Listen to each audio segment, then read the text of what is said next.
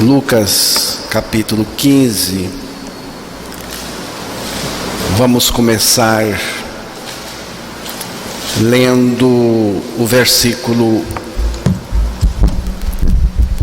1 e 2 para pegarmos o contexto do assunto. Vamos ouvir. Aproximavam-se de Jesus todos os publicanos e pecadores para o ouvir, e murmuravam os fariseus e os escribas, dizendo: Este recebe pecadores e come com eles. Que Deus revele a palavra dele para nós e que Deus nos ilumine no assunto que vamos meditar neste capítulo 15 de Lucas. Você vê que, pelo texto que foi lido, os religiosos da época de Jesus, acredito que não é diferente da nossa época, os religiosos não gostavam de Jesus. Você vê que coisa incrível. Eles não gostavam de Jesus, nem dos pecadores. Como que, se pecadores eles não fossem? A partir disso, Jesus viu isso, percebeu isso, e a partir disso, Jesus conta a parábola da ovelha perdida, a parábola da moeda perdida, e no mesmo contexto ele conta a parábola do pai e dos dois filhos. São parábolas maravilhosas. Nesta noite, com a misericórdia de Deus, contando com ela, nós vamos meditar um pouco na parábola do pai e dos dois filhos. Sempre tendo em vista o porquê Jesus contou essas parábolas. Porque os religiosos não gostavam dele e também não gostavam de pecadores. Essa parábola do pai e os dois filhos, entre as parábolas contadas por Jesus, talvez essa seja a parábola mais citada, mais pregada, mais comentada. Ela é até conhecida como a parábola do filho pródigo. E normalmente o foco recai no filho denominado pródigo, esbanjador. Mas para mim, irmãos, o foco dessa parábola contada por Jesus recai na figura do pai. O pai é a figura principal, é o foco. Tanto é que Jesus começa com o pai. Veja o versículo 11 do capítulo 15 de Lucas. Continuou: Certo homem tinha 2 filhos. Continuou, porque ele tinha contado as duas anteriores. Certo homem. Que homem é esse? É o pai. Ele começa com o pai. Certo homem tinha 2 filhos. Então Jesus começa com o pai. Quem é quem nessa parábola? O homem citado por Jesus, que tinha 2 filhos, portanto pai, ele é a figura do Pai Celestial. Ele representa o Pai, Deus Pai. E os 2 filhos representam os perdidos. Os 2 filhos. Porque a ideia de perdido é que perdido é só o pródigo, o mais novo, o rebelde, o arrogante. Mas não, os 2 representam os perdidos. O caçula, porque o mais novo foi o que se rebelou contra o pai. Vamos ver o versículo 12, o 12 e o 13.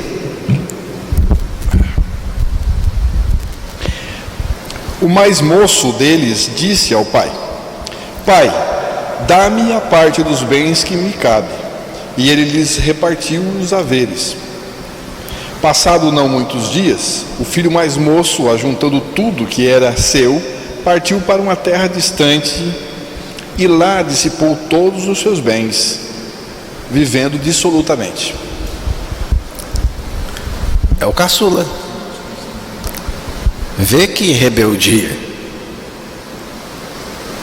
que petulância. Foi diante do pai exigir a herança.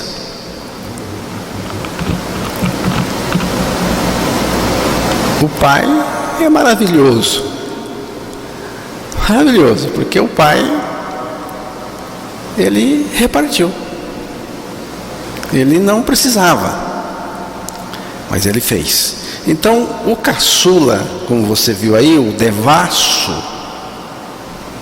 até a sua versão usou a palavra dissolutamente, foi como ele viveu, até o ponto do retorno dele. O caçula, devasso, perdido, devasso. E o mais velho, que vamos ver daqui um pouquinho, legalista, extremamente religioso. Um devasso, o outro legalista. O mais novo, o caçula, vivia nos prazeres da carne. E o mais velho, o religioso, vivia nos rigores da religião. Ele era muito austero. Ele era severo com ele mesmo. O mais novo, estava perdido no mundão aí. Pecador aberto. Perdido no mundão. E o outro, perdido na religião. Porque religião também é perdição. Porque nenhuma religião é capaz e nem tem o poder de regenerar o ser humano. Só Jesus. A religião, ela é presunçosa, porque ela se propõe fazer o que ela não pode fazer, que é regenerar o ser humano. Só Jesus pode. Então, em um certo sentido, a religião procura ocupar o lugar do próprio Jesus. Vê como que isso é sério. Então, um estava perdido no mundão, lascadão, todo danado. O outro, perdido na religião. Porque tem muita gente perdida na religião.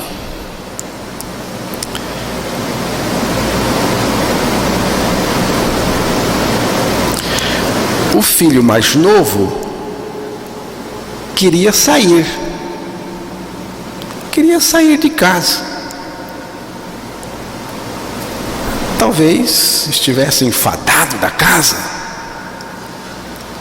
do pai, sem nenhum motivo para estar, porque depois vamos ver que a casa do pai é maravilhosa.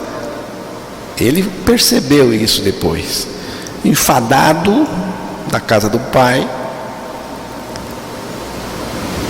pediu para sair. E o pai consentiu. Você vê que esse pai aqui é diferente de todos os outros. É um pai que cede. Ele cedeu ao filho, mesmo sem ele ter o direito.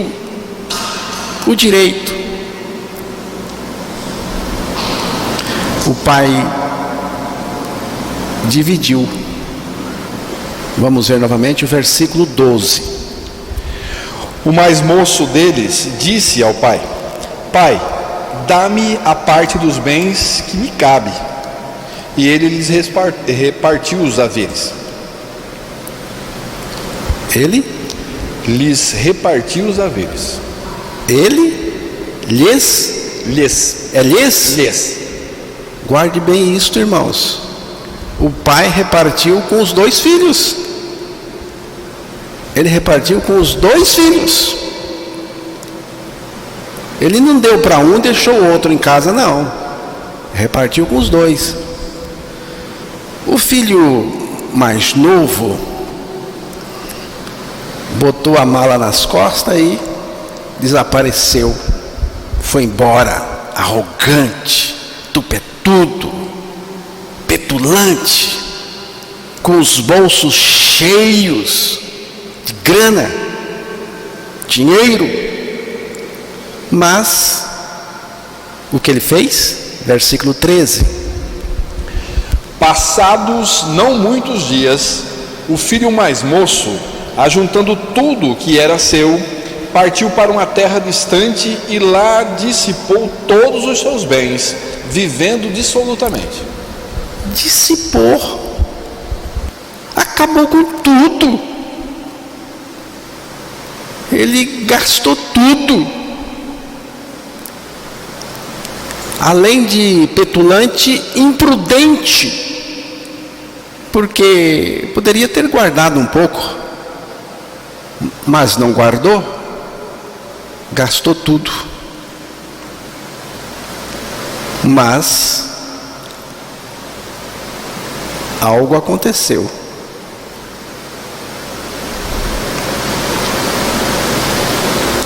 Veja o versículo seguinte.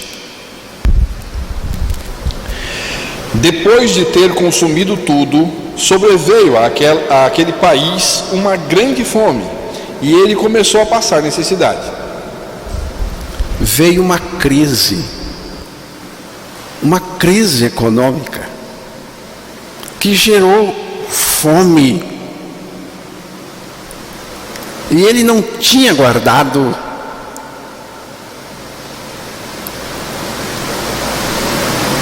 A nossa sustentação, irmãos, não é monetária. A nossa sustentação é Deus. E Deus nos orienta a fazer economia. Mas a nossa sustentação é Deus. Mas ele não tinha esta sustentação. E veio uma crise muito grande. Crise é boa. Deus, vez ou outra, ele manda uma crise, porque tudo está no controle dele. Tudo.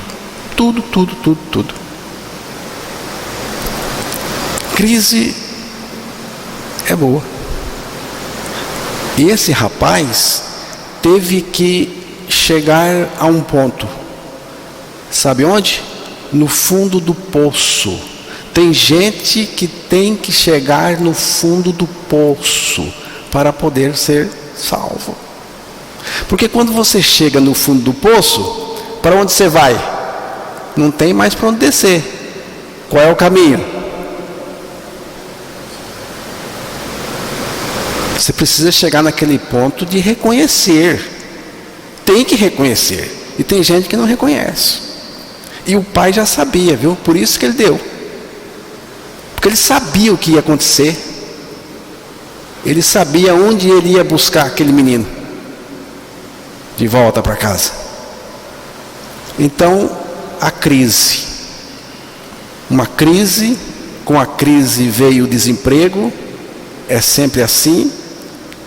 Ele não conseguia trabalhar, não tinha dinheiro.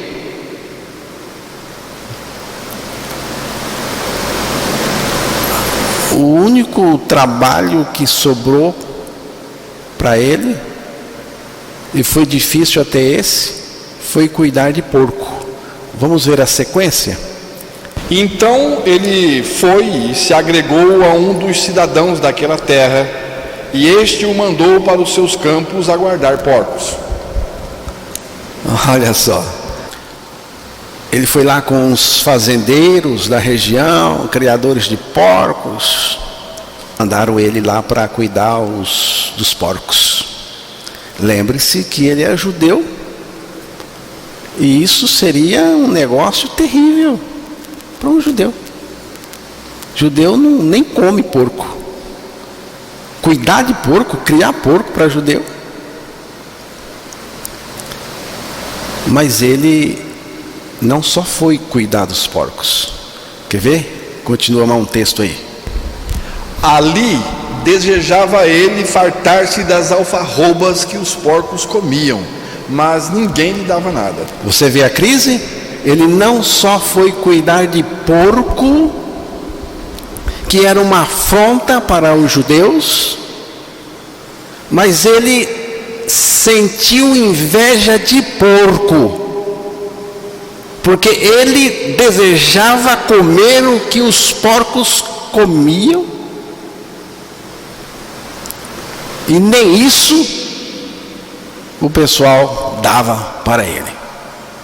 Porque mundo é assim, ninguém dá nada para ninguém.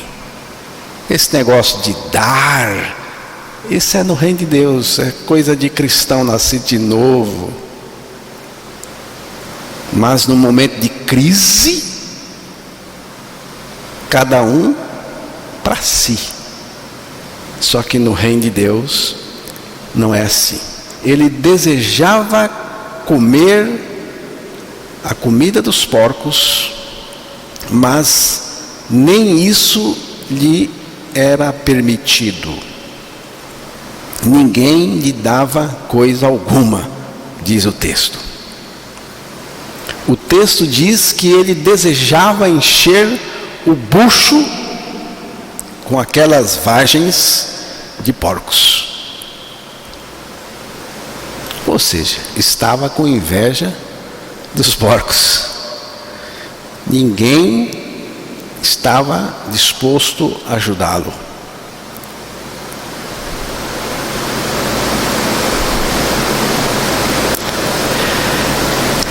Então, irmãos, esse é o princípio do mundo. Ninguém dá nada para ninguém. Na prosperidade, temos muitos refúgios. Você vai encontrar muitos refúgios quando você está bem, materialmente falando, na prosperidade.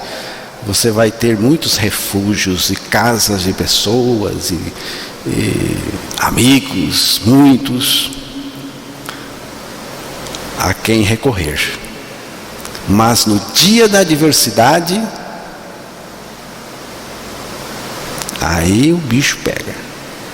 No dia da adversidade, nós só temos um lugar onde podemos recorrer: a casa do Pai. Aí nós podemos. Veja o texto aí na sequência. Então, caindo em si, disse: quantos trabalhadores de meu pai têm pão com fartura, e eu aqui morro de fome? Pode ler mais um texto ou dois? Levantar-me-ei e irei ter com o meu pai, e lhe direi: Pai, pequei contra o céu e diante de ti. Já não sou digno de ser chamado teu filho. Trata-me como um dos teus trabalhadores. Está bom. Irmãos, você viu o que ele lembrou na hora da crise profunda? Não tinha para onde ir. Lembrou da casa do pai. Lembrança boa, porque ele lembrou que a coisa lá era fartura, abundância, porque estamos falando da graça, na graça daquele pai amoroso, que tinha tudo. Então, na casa do pai, ninguém tinha necessidade, ninguém passava fome, até os empregados. Ele lembrou: lá tem pão com fartura. O fundo do poço, irmãos, pode ser o início do caminho de volta para a casa do Pai. Tem gente que tem que chegar lá. Tem gente que tem que chegar. O pai sabia que o filho iria fracassar. Ele conhecia o filho, né? O fracasso, irmãos, é um lugar necessário para o nosso retorno para Deus. Eu preciso me sentir um fracasso total, sem condições de fazer nada por mim mesmo.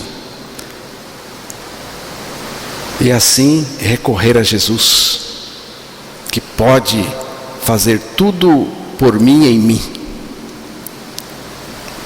Se não chegar ao fim de si mesmo, aí ninguém aguenta.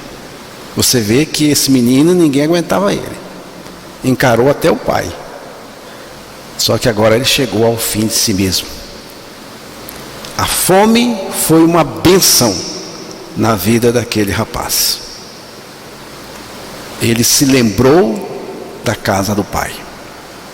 Lembrou que os empregados, os jornaleiros, viviam muito melhor do que ele. E lá tinha muita comida. E o texto diz algo maravilhoso. Eu não sei se a sua versão diz, mas se diz, você lê aí novamente o texto, onde ele diz assim: caindo em si. Então, caindo em si, disse: quantos trabalhadores de meu pai têm pão com fartura, e eu aqui morro de fome? Cadê o arrogante agora, hein? Cadê o petulante? Tem gente que você já olha e já vê na cara. Arrogância. Uma pessoa é metida, é besta, é algo terrível.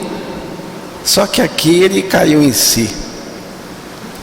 Significa o seguinte: ele criou juízo e resolveu voltar arrependido, reconhecendo o seu pecado. Porque arrependimento não é daquilo que eu faço, não, é de mim mesmo. É uma mudança radical. Ele pensou até em pedir um emprego para o pai, talvez em troca de comida, ou ressarcir um pouco do prejuízo que ele deu. Não é isso que ele disse? Eu vou lá, o senhor me trata como um dos trabalhadores. Ele está pedindo um serviço. Você vê que ele ainda não estava entendendo a graça de Deus, não. Verso 20. E levantando-se foi para seu pai. Vinha ele ainda longe, quando seu pai o avistou, e compadecido dele, correndo, o abraçou e beijou. Irmãos, vê que coisa. Ele estava com um discurso pronto. para dizer. Ele ia dizer que não era digno de ser filho, que queria trabalhar, ia dizer aí várias coisas, estava com o discurso pronto. E interessante que o pai viu de longe o pai viu, e diz o texto que o pai foi apressadamente, parece que o pai deu um pique, parece que ele correu, porque ele foi apressadamente encontrar o filho. E você sabe que Deus não se apressa, e esse pai está apontando para Deus. Deus não tem pressa, só que aí ele teve pressa. Ele se compadeceu e ele partiu para encontrar com o filho. E veja o que aconteceu no verso 21.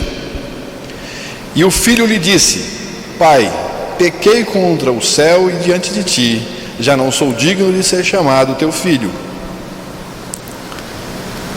Verso 22. O pai, porém, disse aos seus servos: Trazei depressa a melhor roupa, vestiu-o, põe-lhe um anel no dedo e sandálias nos pés. Você vê que o pai abraçou o filho, ele estava fedido, né? Abraçou ele e ele fez o discurso. Faltou a última parte do discurso, faltou pedir o emprego, não deu nem tempo para isso. Aí o pai já mandou preparar a comida, ajeitar tudo. Foi uma festa, colocou anel, colocou roupa limpa, ele tomou banho, o cabrito cevado bom foi morto e a festa foi convocada. Veja o versículo 22 ao 24. O pai, porém, disse aos seus servos: Trazei depressa a melhor roupa, vestiu, põe-lhe um anel no dedo e sandália nos pés.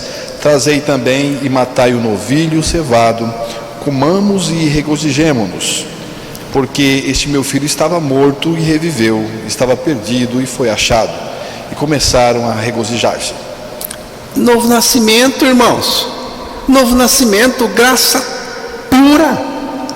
Mudança de roupa, é mudança de vida, representa, é novo nascimento. O cara estava perdido no pecado, foi achado, estava morto no pecado, agora ele morreu em Cristo, agora para o pecado, para ganhar uma nova vida. Estava perdido. Quem achou? Quem achou foi o pai, porque ele só voltou porque lembrou da casa do pai. Já é a obra de Deus operando na pessoa. Então, na sua maior necessidade, a sua única lembrança foi a lembrança do pai. E interessante que, se você ler o texto todo, você vai encontrar que a festa teve início, só que não diz que acabou. Parece que essa festa continua até hoje, porque a festa pela salvação de um pecador continua mesmo. É festa, espiritualmente falando.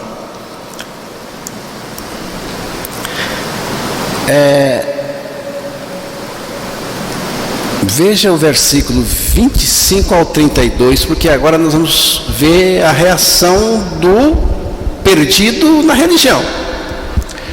Ora, o filho mais velho estivera no campo e quando voltava ao aproximar-se da casa, ouviu a música e as danças. Chamou um dos criados e perguntou-lhe que era aquilo. E ele informou: veio teu irmão e teu pai mandou matar o novilho cevado, porque o recuperou com saúde. Ele se indignou e não queria entrar, saindo porém o pai procurava aconselhá-lo. Mas ele respondeu a seu pai: há tantos anos que te sirvo sem jamais transgredir uma ordem tua, e nunca me deste um cabrito sequer, para alegrar-me com os meus amigos. Vindo, porém, este teu filho que desperdiçou os teus bens com meretrizes, tu mandaste matar para ele o novilho cevado. Então lhe respondeu o pai: meu filho, tu sempre estás comigo, tudo o que é meu é teu. Entretanto, era preciso que nos regozijássemos e nos alegrássemos, porque esse teu irmão estava morto e reviveu, estava perdido e foi achado. Você vê que coisa, irmão? O filho mais velho, a figura do religioso, provavelmente estava no campo, trabalhando, porque eu sou servo, eu trabalho, eu desenvolvo. Essa é a mentalidade do religioso. E quando ele chegou, que ele viu a festa, escutou a música, sentiu o cheiro do churrasco, ele já ficou desconfiado e chamou um criado, chamou um servo, um empregado. Nem foi conversar com o pai, já foi logo conversar com o outro, porque religioso é assim. Se tem um negócio aí, ao invés de ir na pessoa, o religioso tititi com outros. Daqui um pouco já tem uma equipe de conspiradores. Conheço isso muito bem, porque vivi a religião também, sei como que é. Aí o empregado contou, né? Seu irmão voltou e o seu pai fez a festa. Ele não procurou o irmão, porque ele poderia ter corrido também. Meu irmão voltou. Religioso não tem alegria, irmãos. Não tem alegria, não. Religioso só pensa em fazer. Mas ele faz sem alegria, sem a obra do Espírito nele. Também não foi procurar o pai, que era o lógico a fazer. Como que ele ficou? Ficou emburrado. Criança é assim. Criança é assim. Quando você dá um presente para um e não dá para o outro, para ele já fica emburrado. Às vezes você deu um presente para ele, mas ele achou que o dele não é tão bonito quanto o outro. Normalmente acha. Fica emburrado, indignado, com raiva. Religioso é assim. Religioso, ele fica indignado por qualquer coisa. Ele fica com raiva. Fica indisposto. E ele não quis entrar na festa. Religioso é assim também. Qualquer coisa, não vou não hoje. Você procura o irmão, cadê? Ele não está vindo. Então você já desconfia que ele está emburrado. Tem que ir lá fazer bilu, para ele ficar aliviado. Ele ficou emburrado, se irou, não quis entrar. Irmãos, religioso é difícil. Se irrita com a graça. Porque ele se irritou com a graça. Por que ele se irritou? Porque se o filho tivesse voltado, o pai não deu pito, não deu lição de moral, não deu nada. Porque é assim que o ser humano faz, né? O cara volta e você fala: não te avisei, não te falei que você ia se lascar, não te falei. Deus não faz isso. Deus é que trouxe de volta. Não é isso não. Eu já disse isso aqui, que eu pego pesado nessa questão do pecado. Só que quando a pessoa está lá no solo caído, escorregado lá no chão, então eu só tenho uma coisa a fazer. Não vou chegar lá e dizer, a gente falei, bem feito. Bem feito. Não. Eu vou estender a minha mão. Vamos levantar. Vamos pôr a graça, a misericórdia, para que ele seja regenerado. Então, o religioso, irmãos, não gosta da graça. Porque é como eu estava dizendo, se o filho, irmão Zé Rabelo, estivesse lá, em um lugar de castigo, o pai tivesse colocado de castigo, ele ia ficar contente. Ele ia ficar contente. Mas ele viu o cabrito assado, a festa, ele ficou com raiva disso. Ou seja, com raiva do próprio pai, com raiva da graça de Deus, da misericórdia de Deus. Quando a gente tem misericórdia das pessoas, o religioso... Então, o religioso, ele é rabugento. Ele só vê defeito. É invejoso também. Não consegue ver a bondade do pai. Ele não conseguiu. Ele poderia ter feito assim: puxa vida, pai. Puxa vida, pai. Como que a tua graça é grande. Eu não tenho essa condição, pai, mas o Senhor tem. Que coisa o Senhor fez aqui com o meu irmão. Não, ele não viu isso.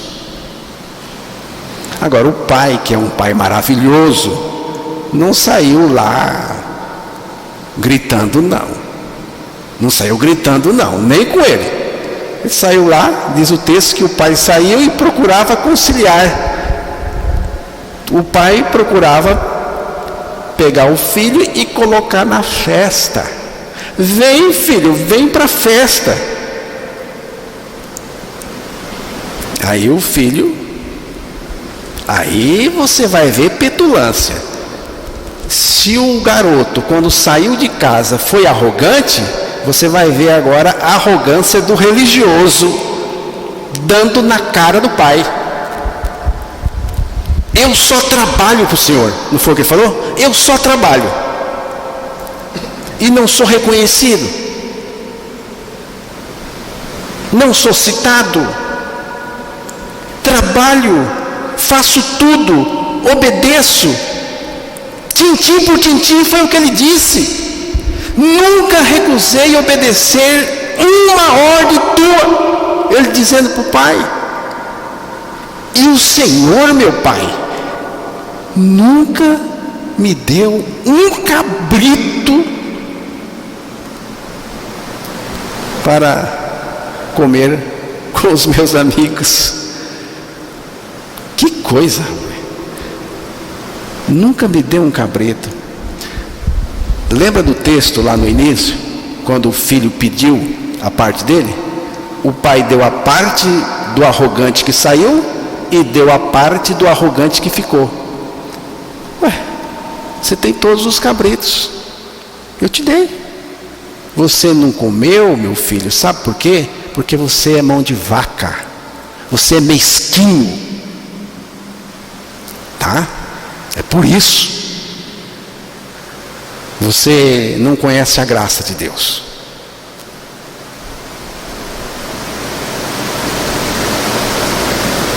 Eu nunca transgredi um mandamento. Eu nunca desobedeci um mandamento. Agora, vem este teu filho, não é meu irmão, não é meu irmão, é esse teu filho aí, veio, e ele falou mais, vem este teu filho, que gastou tudo o teu dinheiro, e gastou com quem? Meretrizes. Prostitutas. Ah, peraí, volta lá para o texto que ele viveu dissolutamente, é o versículo, acho que é o 14, né? Leia lá, por favor. Passados não muitos dias, o filho mais moço, ajuntando tudo que era seu, partiu para uma terra distante e lá dissipou todos os seus bens, vivendo dissolutamente. Você viu a palavra prostituta aí?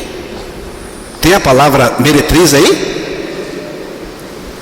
O texto não diz que ele gastou com mulheres.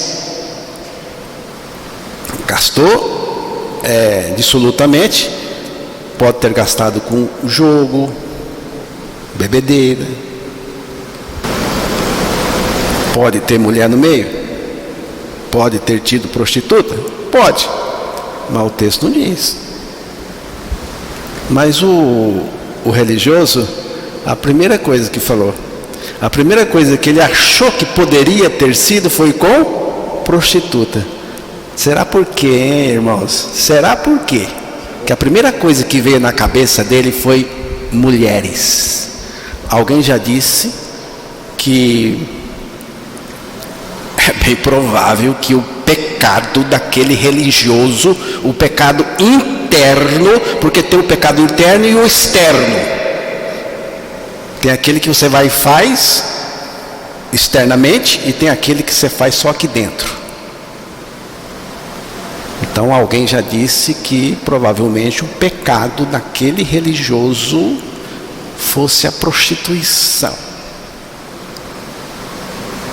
Ele, quando olhava para uma mulher, ele tinha esse desejo, mas ele não fazia porque é religioso. Mas ele gosta disso, porque ele acusou o irmão de um pecado que ele não sabia que era esse pecado. Normalmente a gente acusa os outros daquilo que a gente faz, que a gente gosta de fazer. O pai responde: tu estás aqui, você não saiu daqui. Quando o filho mais jovem foi embora, o pai repartiu a herança com os dois. Mas ele era mão de vaca, mesquinho, ruinzinho. Ele não gostava de se alegrar com ninguém. Ele nunca se apropriou do que o pai tinha e que era dele, porque o pai falou: o que eu tenho é seu. O objetivo em servir daquele rapaz que ficou em casa era ser admirado pelo pai, e não para que o pai o amasse. Você vê a diferença? Eu não estou fazendo para Deus ficar admirado comigo. Deus não vai ficar admirado comigo, nem os irmãos vão ficar admirados comigo, nem eu fico admirado comigo, nem eu mesmo fico. A gente faz porque somos amados por Deus.